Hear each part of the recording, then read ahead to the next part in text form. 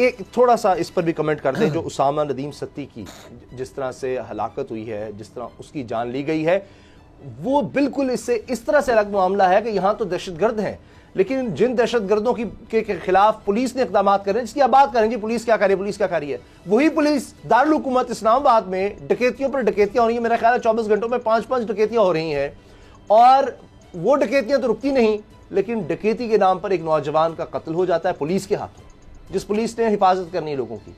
इसमें आपको क्या लगता है कितनी देर लगेगी इंसाफ दिलवाने में?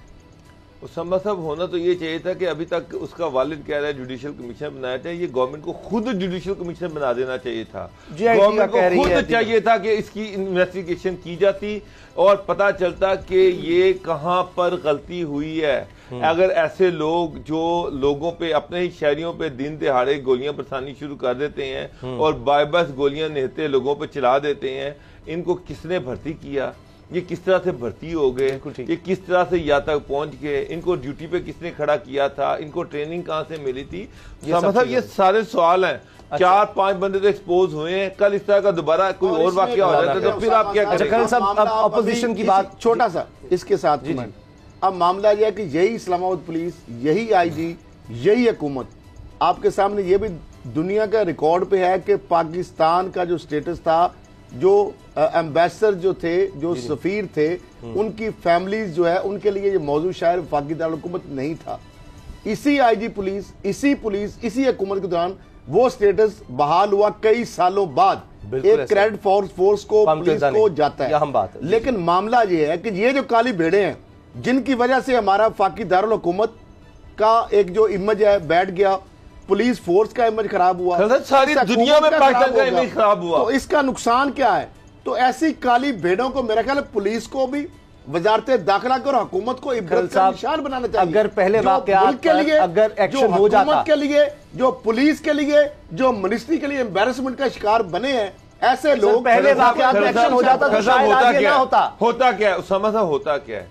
अनफॉर्चुनेटली होता ऐसे है कि सानिया साहिवाल हुआ, किसको सजा हुई? किसी एक बंदे का मुझे नाम बता दे जिसको सजा हुई हो। सुलह हो जाती है, सारे बच्चे निकल गए, सानिया मॉडल टाउन देख ले, किसी एक को सजा नहीं हुई। जिस मुल्क में सजा और जजा का कोई सिस्टम ही ना हो, आप कोयटा में वो एक एमपीए था, उसने एक पुलिस वाले को रोन डाला, वो भी आज उसकी भी बेल हो गई, वो भी चला गया। तो सर जिस मुल्क में इंसाफ ही ना हो, लोगों को इंसाफ मिले ही ना, तो फिर वहां पर इस तरह के वाकयात को कैसे दिन दिहाड़े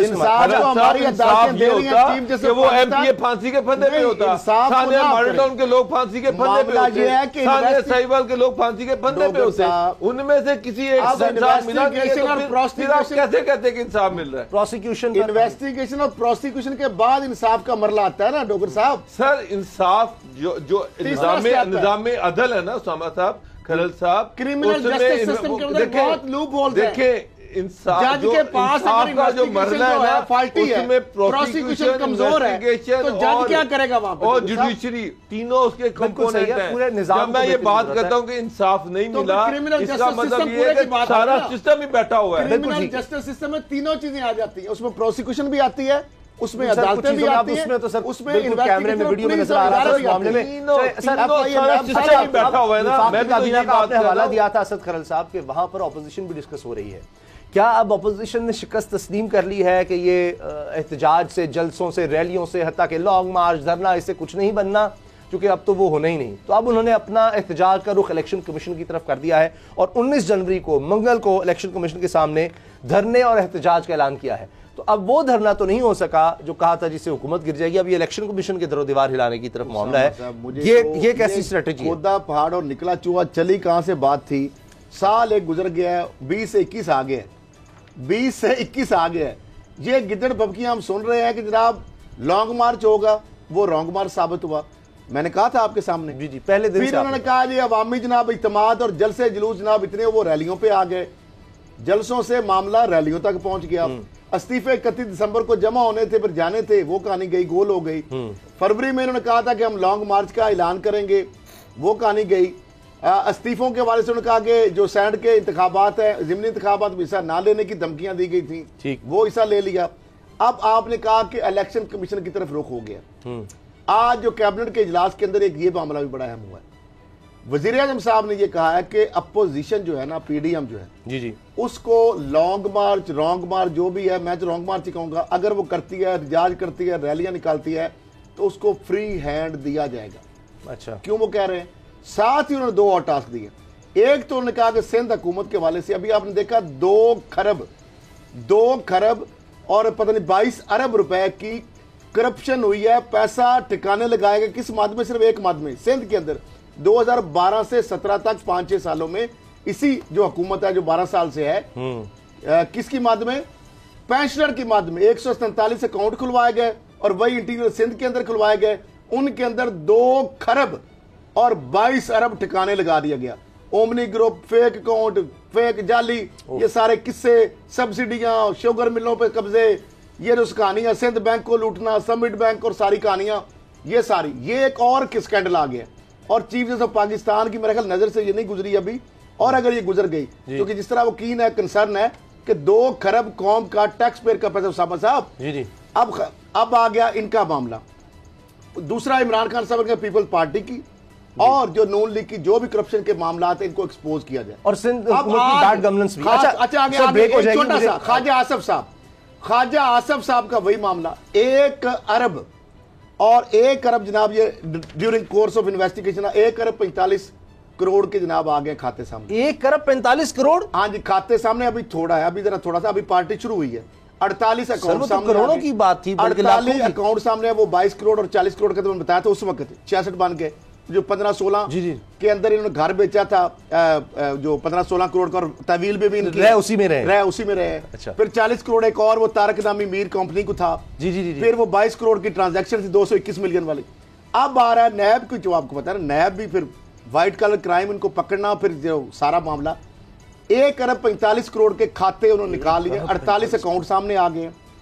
अकाउंट्स के अंदर 22 करोड़ और 30 लाख की जो रकम जमा हुई, उसके हवाले से उन्होंने कहा जी ख्वाजा साहब आप जरा बता दें इसके जराए आमदन क्या है। अच्छा। बेनामीदार और ब्रोकर जो है, नैब ने कहा कि चूंकि ये मुख्तलिफ आपको पता करते हैं वही टीटी स्कैंडल, जरदारी साहब वाला, शरीफ फैमिली वाला, सैकड़ों जाली, और ये ख्वाजा साहब, इसमें वही अकामा, वही टीटी और वही मोडस ऑपरेंडी नजर आएगा आपको। उन्होंने कहा कि हम सामने आमने बिठा देते हैं, क्योंकि आए बाएं शायद हो रही थी ना, तो उन्होंने कहा हम उधर इधर दूध का दूध पानी का पानी हो जाएगा। यही मसला है। शहबाज शरीफ साहब और सलमान शहबाज, हमजा शहबाज और चीनी मुश्ताक, सलमान जो अब्बासी वगैरह, सलमान, वो सारे आपस में सामने बिठाया जाएगा। डॉक्टर साहब अगर वो बैठ जाते ना, सारे आपस में कन्फ्रंट हो जाते, तो दूध का दूध पानी का पानी। बाबू साहब आपको असंदर की खबरें होती है। मेरी बात सुने, मैं खल साहब से बिल्कुल एग्री करता हूँ। और ख्वाजा साहब का एहतसाब जो होता है ना, एहतसाब बिल्कुल न्यूट्रल होना चाहिए, न्यूट्रल होना चाहिए। मैं मुझे एक बात बताएं खल साहब, आप बिल्कुल सारा कुछ सही कह रहे हैं, उनके पॉइंट ऑफ व्यू भी ले लेना। छोड़े, मैं आप सब वो ये कहते हैं कि तमाम डिक्लेयर था। अच्छा, हमने कोई गलत काम नहीं किया, सब कुछ अकाउंट्स में डिक्लेयर। मेरा एक सवाल है खल साहब, मेरा आपसे एक सवाल है, क्या ये सारे अदारे जो हैं, ख्वाजा आसिफ भी है ठीक है, फजलुर रहमान भी ठीक है, मौलाना फजलुर रहमान, शहबाज शरीफ, खाकान अब्बासी, सब कुछ ठीक है।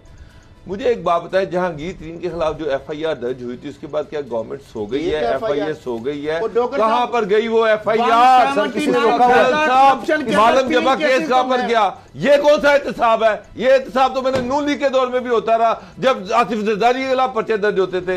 ये एहतसाब तो हर दौर में, मुशर्रफ दौर में भी होता था, जब नून लीग के खिलाफ पर्चे दर्ज होते थे। मुझे एक बात बताएं, इसको ये कहते हैं कि ये अपोजिशन का एहतसाब हो रहा है। सुन ले, काबीना के अंदर यही आपके सवाल का जवाब इमरान खान क्या दिया, आप मैं बता रहा हूं। वजीर आजम साहब से जब ये कहा गया, ये सारे लोगों ने कुछ नहीं कहा। हमेशा आपको पता है दोनों तरफ खेलने वाले भी होते हैं कि जनाब डायलॉग करने चाहिए, ये नहीं है, शिद्दत में थोड़ा कमी, तनाव में कमी होनी चाहिए। वो इमरान खान साहब की स्टेटमेंट वहां पे क्या थी, बात क्या हुई, उन्होंने कहा जी नैब एक इंडिपेंडेंट इदारा है। एक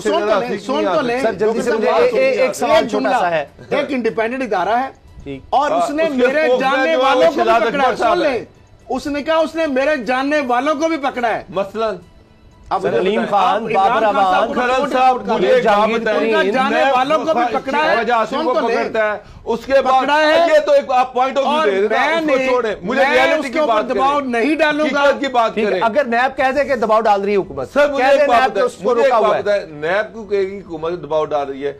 मुझे एक चीज बताएं, पकड़ा ख्वाजा आसिफ जाता है, आधे घंटे के बाद शहजाद अकबर उस पर प्रेस कॉन्फ्रेंस कर रहा होता है, किस खाते में? क्या वो नैब वो मशीन है, वो नैब का स्पोक्समैन नहीं है। अकाउंटेबिलिटी उसका काम यही है कि लोग पकड़े जाए और उनकी प्रेस कॉन्फ्रेंस बाबर साहब ब्रेक यार मसला ये ये तमाशा तो हर दौर में होता है।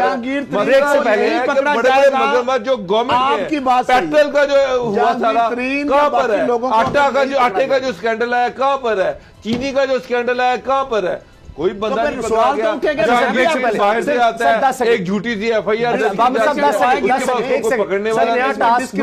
आपकी बात है, मैं एग्री हूँ कि अगर नहीं है कि लोग उनके साथी नहीं पकड़े जाते, गिरफ्तार नहीं होते, पाबंदी नहीं होते, अच्छा ब्रेक तो सवाल नहीं, कोई भी नहीं हो रहा। मुझे एक बताएं कौन हो रहा है? अच्छा किसी एक पे भी आदमी डाला जा रहा है। सब्सक्राइब करें और बेल दबाएं ताकि कोई खबर रह न जाए।